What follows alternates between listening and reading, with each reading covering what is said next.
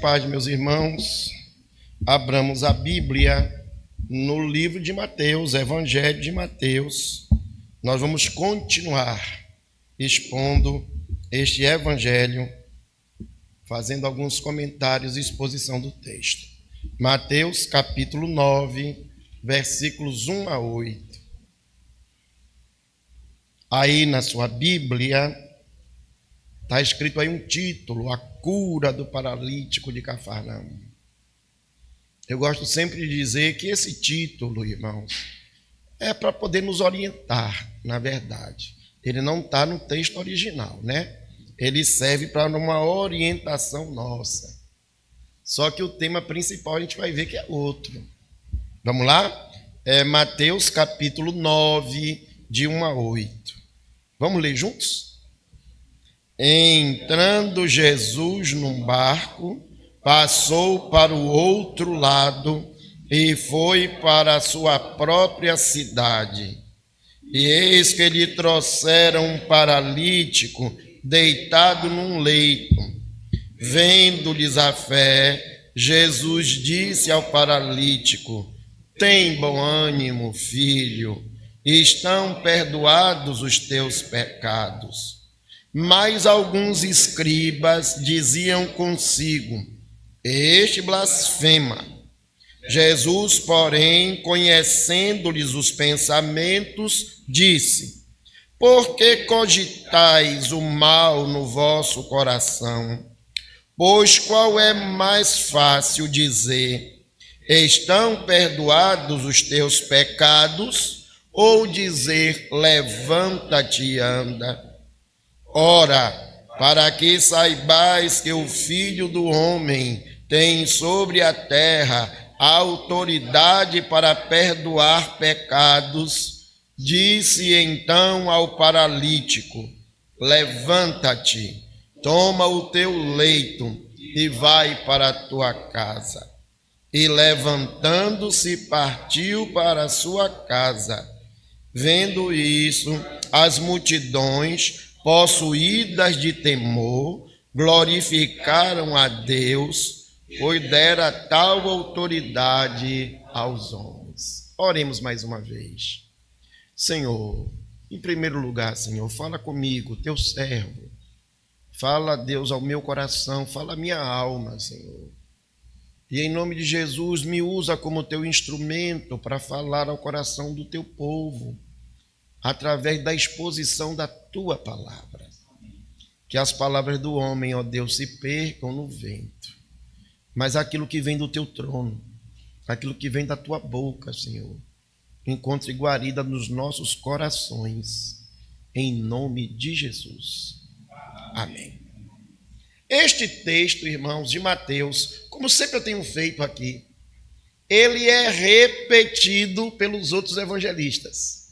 Ele é repetido por Marcos no capítulo 2, versículos 1 a 12. Eu vou pedir a você que está aqui no templo, e você que está assistindo em casa, ou você que vai assistir num outro momento, abra aí em Marcos, deixa um marcador na Bíblia, alguma coisa, porque nós vamos recorrer a Marcos algumas vezes. E está repetido também em Lucas, capítulo 5, 17 a 26. Mas eu vou recorrer muito a Marcos. Então nós vamos ficar aqui expondo Mateus e verificando o que é que Marcos fala sobre este assunto. Há alguns dias atrás, eu fiz uma prédica do capítulo 8 e fiz uma pergunta aos irmãos: onde Deus quer te levar? Você lembra dessa pergunta? Está lembrado dela? Este texto aqui é uma das respostas a essa pergunta. Jesus ordenou aos discípulos que eles passassem para a outra margem. Eles vivenciaram aquela tempestade lá no meio do mar da Galileia, do lago de Tiberíades. Eles desfrutaram também lá no meio do mar a bonança que Jesus trouxe depois de ter ordenado às ondas e aos ventos. Eles puderam observar, ver, presenciar a liberdade do gadareno ou dos gadarenos, daqueles dois endemoniados. Agora, eles regressaram pelo mesmo caminho. É assim que começa o texto, dizendo: eles atravessaram para o outro lado. Tinham saído de Cafarnaum para Gadara e agora voltaram para Cafarnaum. É exatamente assim o poder de Deus. A sua vontade soberana. É Deus quem nos leva aonde Ele quer, faz a sua obra, e é Deus quem nos traz de volta quando Ele quer. Aleluia. Lembram do Salmo 121, aquele finalzinho do Salmo que diz assim: o Senhor te guardará de todo mal. Ele guardará a tua alma. Esse último versículo todo mundo sabe qual. O Senhor guardará a tua saída e a tua entrada desde agora para sempre. Vamos repetir juntos de novo? O Senhor guardará a tua saída e a tua entrada desde agora e para sempre. Aleluia. Deus faz a sua vontade. Deus não é refém da minha vontade nem da sua, irmãos. É a vontade de Deus que é soberana, porque Deus é soberano. Quando eu começo a estudar, me parece, eu como teólogo muito pobre ainda, muito fraquinho, muito pequeno, me parece que Gadara é um apêndice ao ministério de Jesus. Jesus havia declarado que veio buscar as ovelhas perdidas da casa de Israel. Mas ele dá uma escapada, vai em Gadara, mostrando o que mais tarde os discípulos fariam, que era levar aquele evangelho a todos os povos, línguas, raças e nações. Jesus aqui estava cumprindo o que ele mesmo dirá mais tarde, no capítulo 10 de João, versículo 16, quando ele afirma: eu ainda tenho outras ovelhas, que não são deste aprisco. A mim me convém conduzi-las. Elas ouvirão a minha voz, aleluia. E haverá somente um rebanho, e só um pastor. Então Deus, na sua infinita sabedoria, quando ele elegeu esses que são de todos os povos, ele mesmo não fará distinção, porque só haverá um rebanho e um pastor. É o que o apóstolo Paulo vai dizer lá aos Efésios, né? Quando ele vai reafirmar sobre a importância da fé. De volta a Cafarnaum, os irmãos devem sempre lembrar, viu? Que é uma progressão da exposição. De volta a Cafarnaum. Cafarnaum era a sua cidade base, né? Era o seu quartel-general, era de onde ele saía na sua missão. De volta para Cafarnaum, a sua fama já tinha percorrido toda a vizinhança do Mar da Galileia. Então, judeus, galileus e alguns samaritanos vieram a Cafarnaum e se formou ali uma grandiosa multidão. Por isso, aparentemente, Jesus estava sufocado na sua casa. Ele não podia sair, porque todos vieram ao seu encontro. O evangelista Marcos, lá no capítulo 2, como eu disse aos irmãos, 2:2, quem tiver aberto, lê comigo. Muitos, 2:2, Marcos 2:2, muitos afluíram para ali, tantos que nem mesmo junto à porta eles achavam lugar. Jesus, então, estava como que preso dentro de casa. É verdade que ele não está preso, há um propósito para aquilo, mas aparentemente ele está preso dentro de casa. Dito essas coisas, irmãos, é importante dizer que aquele título que está lá em cima, Jesus cura o paralítico, e alguém pode dizer, Jesus cura o paralítico de Cafarnaum. Na verdade, não era o tema principal. Mateus, eu tenho dito isso para os irmãos, Mateus é um judeu que quer evangelizar judeus. Mateus, como judeu que quer evangelizar judeus, ele vai pegar as profecias do Antigo Testamento e provar que aquelas profecias do Antigo Testamento estão se cumprindo aqui. E eu lembro então daquilo que foi dito lá no capítulo 8, que aquela profecia de Isaías, o Espírito do Senhor está sobre mim, e mais tarde eu vou falar detalhadamente sobre isso. Mateus então está apontando que Jesus é o Messias, que Jesus é o ungido, que Jesus é o escolhido, que Jesus é o Filho de Deus, que tem autoridade para perdoar pecados. Então Jesus é aquele que perdoa. O evangelista João, na conclusão do evangelho, ele vai dizer: esta é a mensagem do evangelho. E qual é a mensagem do evangelho? João 20, 30 e 31 diz assim: na verdade, Jesus fez diante dos seus discípulos muitos outros sinais que não estão escritos neste livro. Estes, porém, foram registrados, aleluia, para que creiais que Jesus Cristo é o Filho de Deus, glória a Deus, e para que, crendo, tenhas vida em seu nome, tenhas perdão em seu nome, tenhas reconciliação em seu nome. Então não adianta, irmãos, nós estudarmos o Evangelho, estudarmos a Bíblia, os Salmos, os profetas, a lei, se não entendermos que tudo que está nas Escrituras está apontando para Jesus Cristo, Senhor e Salvador. O Filho de Deus, aquele que veio resgatar, aquele que João afirma: eis aí o Cordeiro de Deus que tira o pecado do mundo. Não adianta conhecermos o Jesus histórico se não tivermos uma relação pessoal com ele.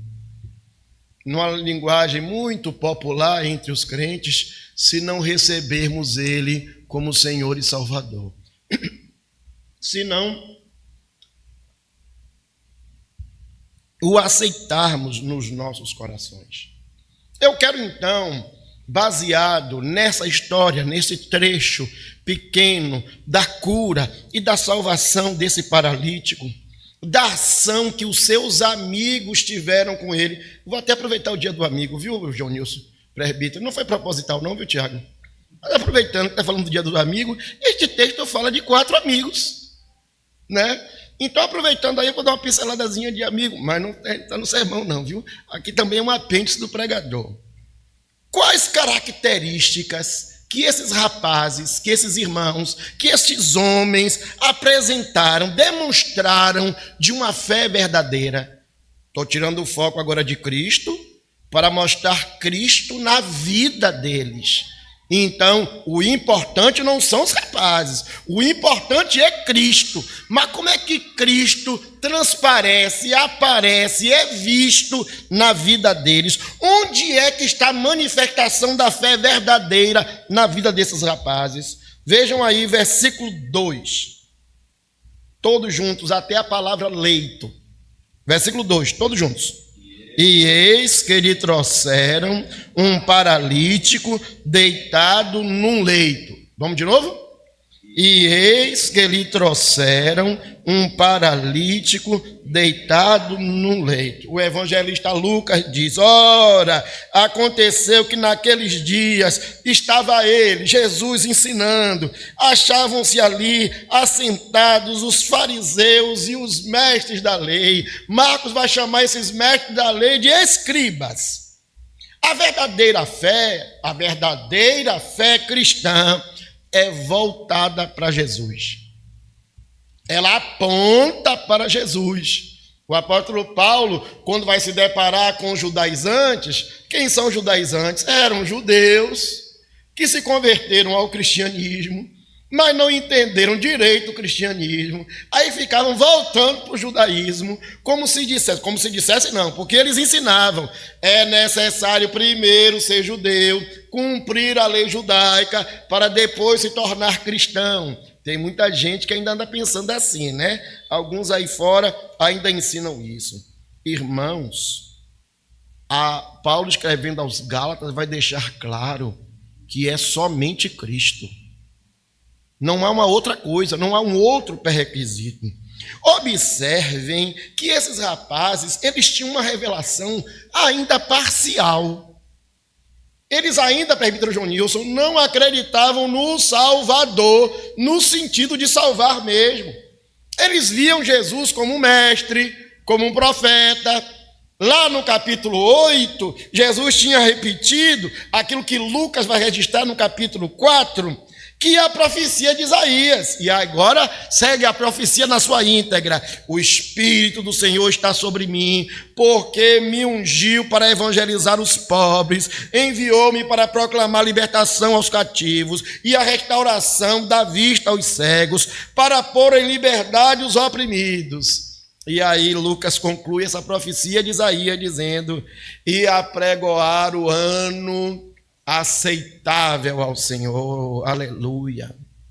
Eles ainda não tinham essa revelação completa, mas apesar de não terem uma revelação completa, eles tinham uma revelação parcial de Deus, iluminada pelo Espírito Santo, não inspirada. A revelação é inspirada, mas o que estava neles era iluminados pelo Espírito Santo, e isso apontava para Jesus.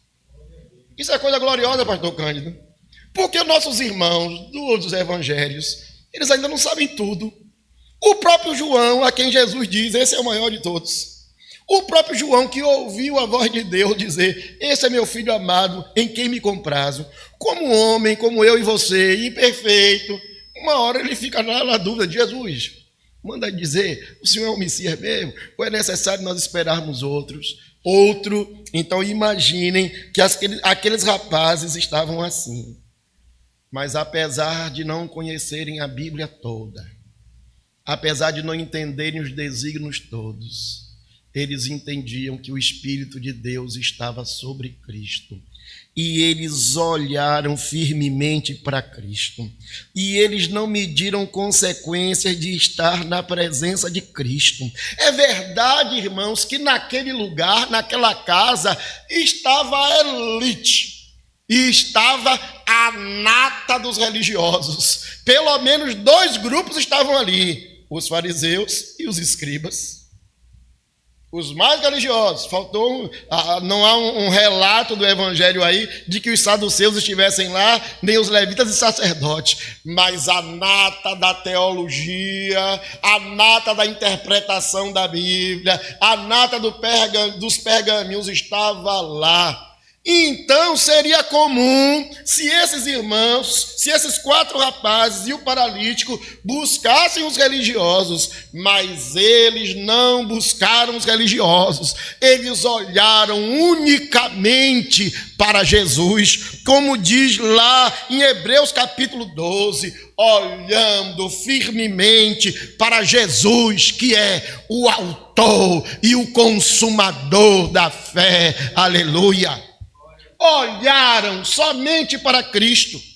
É como se eles estivessem lendo de novo o profeta Isaías, quando diz: olhai para mim. Não é para mim o profeta está dizendo o que disse Deus. Olhai para mim, Deus, né? Olhem para Deus e vocês serão salvos.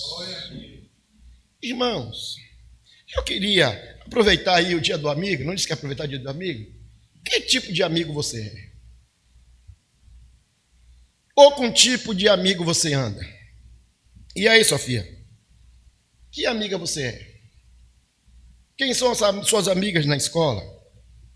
Você é aquela que pega seus amigos, suas amigas e as leva ao Salvador, apresenta ao Salvador? Ou você é aquela que apresenta a qualquer coisa? A professora, a música, aos jogos virtuais, aos jogos físicos, às ideologias, aos pensamentos. Quem é você? Que tipo de amigo você é? Ou com que tipo de amigo você anda? Você é alguém que tem certeza, convicção da sua fé? Você sabe a quem você tem seguido? E por isso você consegue conduzir outras pessoas a este caminho? Ou você é aquele que anda titubeando, anda tremendo nas pernas, não sabe direito o que falar, não sabe direito no que crê, não sabe nem em quem é que você crê corretamente? Você tem depositado a sua fé e a sua esperança em Cristo, em Deus o Pai Todo-Poderoso? Pastor Paulo nos lembrou hoje de manhã no estudo, não no sermão, no estudo, que nós estamos num mundo em confusão. Pastor Cândido usa essa expressão muitas vezes. Nós estamos num mundo em confusão. É guerra no Oriente Médio, é guerra na África, é guerra lá no leste europeu. E quando não se fala de guerra bélica, guerra militar, tem as guerras econômicas, os tarifaços, e as ideologias, e alguém pode estar desesperado. Os índices, irmãos, mostram que algumas empresas, as empresas de tecnologia, perderam trilhões. Você não sabe nem o que é isso. Empresários perderam trilhões por causa desses tarifaços que por aí aparecem. E você que compra ação, que tem dinheiro para aplicar em ação e faz isso, como é que está o seu coração? Onde é que está o seu coração? Onde é que está a sua confiança? Você tem confiado no presidente, confiado no governo, confiado nos sistemas, confiado nos bancos, confiados nas coisas desta terra. Cadê o homem do celeiro? Produziu grande fartura, houve grande fartura na sua fazenda, e ele disse: vou derrubar esses celeiros e construir celeiros ainda maiores. E ele achava que estava fazendo um grande negócio, e disse assim: minha alma, come, bebe, regala-te, porque tens em depósito muito, para viver muito tempo. E Jesus então diz: tolo, louco, numa linguagem bem baiana, abestalhado. Jesus não falava baiano, né? Quem fala baiano é pregador. Abestalhado. Hoje te pedirão a tua alma. E isso tudo que você construiu, isso tudo que você preparou, isso tudo que você guardou, para quem será? Muitas vezes para os filhos ficarem se matando uns aos outros para herdar aquilo que eles nem produziram. Eles estavam confiando em si mesmo. E você? Em quem você tem confiado? E você, em quem tem levado o seu amigo a confiar? Em segundo lugar, irmãos, eu vou continuar no versículo 2. Parece que é um sermão de um versículo só, viu, Jonilson? Versículo 2 de novo, até a palavra leito, todos juntos. E eis que lhe trouxeram um paralítico deitado num leito. Até aí, vamos dizer de novo? E eis que lhe trouxeram um paralítico deitado num leito. Os evangelistas Marcos e Lucas vão dar mais detalhes do que Mateus. Me parece que Mateus aqui foi muito reservado. Marcos não. Marcos vai dar detalhes, que eu gosto dos detalhes de Marcos. Então, Marcos capítulo 2, versículos 3 e 4. Marcos 2, 3 e 4. Todos juntos? Alguns foram ter com ele, conduzindo um paralítico, levado por 4 homens, e não podendo aproximar-se dele por causa da multidão, descobriram o eirado no ponto correspondente ao que ele estava, e fazendo uma abertura, baixaram o leito em que jazia o doente. Que coisa gloriosa! 4 homens carregando um paralítico pelo meio da rua. Se fosse nos nossos dias, uma cadeira de roda, né? Hoje tem cadeira de roda até motorizada, né? Cada vez a coisa fica mais rápida. Tem quem conhece um pouco a cadeira de roda, tem umas que montam e desmontam, parece Playmobil, para botar dentro do carro e tal. Há uma mobilidade, isso é para facilitar a mobilidade das pessoas, a inclusão delas. Naquele tempo não era assim. Eram 4 homens que improvisaram, que fizeram uma maca e que trouxeram o seu amigo para ver Jesus. Eles praticaram uma boa ação. Praticaram uma boa obra. Prestou atenção aí? Praticaram uma boa obra. Gente, não, tem que ficar claro na nossa cabeça para nós não ficarmos indo e voltando no mesmo assunto. Porque senão o pregador fica repetitivo. As obras não salvam. As obras são resultados de uma fé salvadora. Amém? As obras não salvam. né? Pela graça sois salvos, por meio da fé. Isso não vem de vós, é um dom, é uma dádiva, é um presente de Deus. Não vem das obras, para que ninguém se glorie, porque somos feituras dele, criados em Cristo Jesus para as boas obras. As obras não salvam, mas as obras demonstram uma fé verdadeira. Meu irmão, presta atenção. Se você é um crente que não pratica boas obras, talvez você ainda não seja crente. Ou seja, um crente muito michuruca, porque ainda não entendeu o evangelho. Porque a fé sem obras é morta. Nós precisamos praticar as boas obras. Esses 4 amigos, o dia do amigo, esses 4 amigos poderiam ter feito uma oração em casa.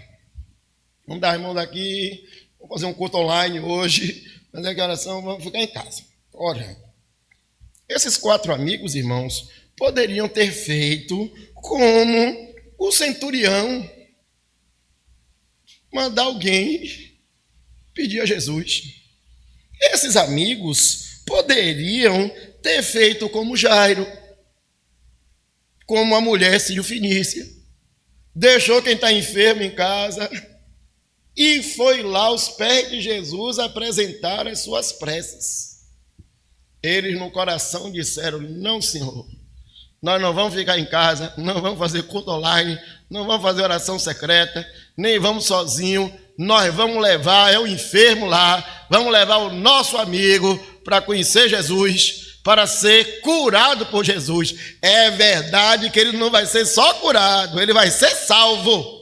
Quando Jesus diz: perdoados estão os teus pecados, Jesus está dizendo, em outras palavras, a tua fé te salvou. Então tem salvação vindo por aí.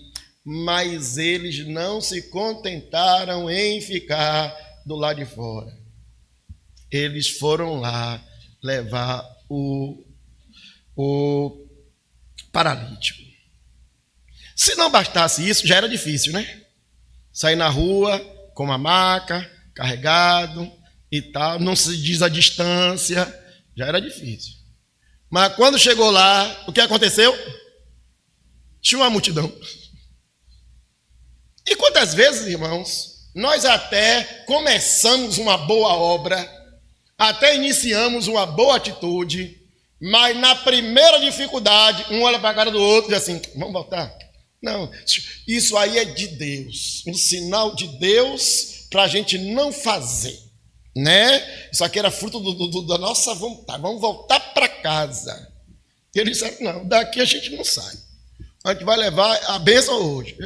Eu vim aqui para buscar a minha bênção. Você veio buscar a sua bênção, eu também vim buscar a minha bênção. Este é o meu lugar, eu não saio daqui enquanto a bênção chegar. Só saio daqui quando a bênção chegar. Você pensa que é só o pastor Paulo que sabe os hinos antigos, é? Eu também sei, viu? E os pentecostais também sei, viu, minha irmã? O da Assembleia também eu sei. Então, irmãos, não colocaram dificuldade. Não se esmoreceram, não se entristeceram, muito pelo contrário. Nós não podemos romantizar esse texto. Não, um passe de mágica, eles estavam lá no meio da multidão e depois estavam lá perto de Jesus. Não, irmão, eles tiveram que providenciar uma escada. A escada não aparece no texto. Aí eu lembro de Jonilson, viu, Jonilson? O sujeito oculto, aqui, o personagem oculto, a escada oculta. Ou foi uma escada ou foi um andame. Não tem outra coisa que aqui. Olha, Jonilson, ou uma escada ou um andame. E subiram. E começaram a tirar as telhas. Gente, tem sujeito oculto nesse lugar aí. Por quê? Imagine, você está sentado na sua casa e alguém começa a tirar a telha. Todo mundo fica parado, né? Como se nada tivesse acontecendo. O clima é tão espiritual. Uns criticaram. Uns reclamaram. Outros zombaram. Mas apesar da zombaria, apesar da reclamação, apesar do mal-estar dos outros, eles tinham um foco e eles não abriram mão do foco. Eles foram porque eles estavam na presença de Jesus e eles queriam estar na presença de Jesus. eles não retrocederam, olhando firmemente para Jesus, o autor e consumador da fé. O apóstolo Paulo, escrevendo aos Gálatas, nos diz: não vos enganeis, de Deus não se zomba, pois tudo aquilo que o homem semear, e isso também ele ceifará. Ai, pastor, aqui não é pregação neopentecostal não, viu? Mas o indivíduo quer emprego, e não foi no Cine nenhuma vez. Nem sim, nem no Cine, nem mandou um currículo, nem foi para a entrevista, acordou tarde e disse assim: eu quero um emprego. Você quer emprego como? Se você não vai atrás, se você não busca. De Deus não se zomba. Tudo que o homem semear, ele fará. Eu tenho gente jovem aqui, tenho um adolescente aqui que querem ir para o IFBA. E querem mais tarde ir para a UFBA. E querem ir mais tarde para as grandes faculdades. Está estudando? Está fazendo dever de casa? Tá. Nas férias, pegou o livro para estudar? Melhorou a redação? Escreveu uma redação por semana? Procurou o professor de história da igreja? O professor de história daqui da igreja para lhe dar uma aula de história? Não, porque eu vou perguntar ao meu pai e minha mãe se ele quer que eu passe na UFBA. Não vos enganeis, diz o apóstolo Paulo, porque o que semeia para a sua própria carne, olha que interessante, o que semeia para a sua carne vai colher corrupção, mas o que semeia para o Espírito, do Espírito colherá vida eterna. Aleluia. E conclui Paulo dizendo: não nos cansemos de fazer o bem, porque a seu tempo ceifaremos, a seu tempo colheremos, porque o bem que Deus é Ele quem nos dá recompensa. No capítulo 18 do Evangelho de Lucas, nós temos a história do juiz iníquo e da mulher, da viúva pobre. Lembram disso? E Jesus diz qual é a intenção dessa parábola. Disse-lhe Jesus uma parábola sobre o dever de orar sempre e nunca esmorecer. Pastor Cândido, oração também é boa obra. Às vezes eu saio para evangelizar, a pessoa não quer nem receber o folheto. Não diga assim: e eu posso orar por você? Eu posso orar por sua casa? Eu posso orar pelo seu filho que está doente? Eu posso orar pelo seu emprego? Eu posso orar pela sua saúde? Pois é, havia naquela mesma cidade uma viúva, e essa viúva todo dia lá diante do juiz lhe dizia: julga a minha causa, julga a minha causa, julga a minha causa. O juiz então chegou à conclusão e disse: é verdade que não temo a Deus, nem respeito a homem algum, mas todavia, como essa viúva me importuna, julgarei a sua causa. Jesus então, pegando essa história que ele mesmo contou, desta parábola que ele mesmo contou, ele diz: considerai o que diz o juiz iníquo. Prestem atenção o que diz o juiz iníquo. Não fará justiça Deus aos seus escolhidos, que a Ele clamam de dia e de noite, embora pareça demorado em defendê-los. Pregação de hoje de manhã. O ler da pregação de hoje foi para mim, não foi para ninguém não, né? A minha oração foi para a Gabriela, mas a pregação de manhã foi para mim, foi carapuça. Deus falou comigo. Deus é quem está defendendo a sua causa. Deus é quem está julgando a sua causa. Deus é o seu advogado. Deus é o seu intercessor. Deus é quem peleja por você. Então preste atenção. Deus pode parecer demorado, mas Deus não é demorado. Deus vem no tempo certo, porque o tempo certo é o tempo de Deus. E Jesus então conclui essa parábola dizendo: contudo, quando o Filho do Homem voltar, encontrará ele fé na terra? Você tem esperado pacientemente no Senhor? Você tem buscado a Deus com sinceridade do seu coração? Que tipo de amigo você é? Com que tipo de amigo você anda? Me diga aí, Arthur. Me diga aí, Miguel. Miguel estava até dormindo. O pai de Miguel chegou e ele acordou. Pode dizer ao pai que está no culto. Que tipo de amigo você é? Com que tipo de amigo você anda? Com aquele que lhe ensina as travessuras? Lhe ensina as coisas ruins? Ou você é aquele que incita as coisas ruins? Ou você é aquele que faz o certo? e ensina a fazer o certo, mesmo que isso lhe dê muito trabalho, porque foi muito trabalho. E eles foram persistentes, porque sabiam que este trabalho seria recompensado pelo Senhor da glória. Aleluia.